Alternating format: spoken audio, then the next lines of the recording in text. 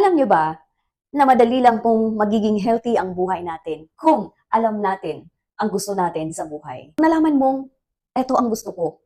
So magdesisyon ka. Magdesisyon tayo kung yan na ba talaga ang gusto natin. Gusto ba natin na magiging healthy? So choose that.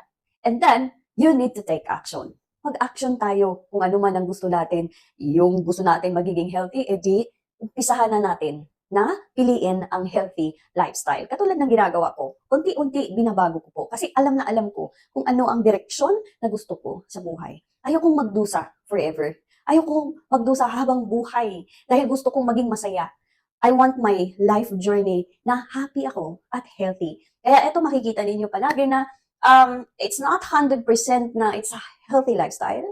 Pero, ayun, unti-unti ko siyang binabago. Meron din akong ginagawa. Pag nagkasala tayo, edi, manghingi ng tawad. Kung kumain tayo ng junk food, anong gagawin mo? Ang gagawin mo, di ba nagkakasala ka na sa katawan mo, kumain ka ng preservative. Ang ginagawa ko niyan, magki-cleansing po ako.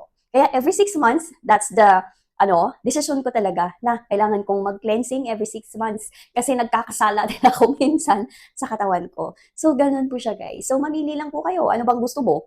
A healthy way? Gusto mong maging masaya? Or gusto mong magdusa? Nasa dalawa lang yan eh. Mag-umpisa lang yan sa desisyon. Alright, thank you.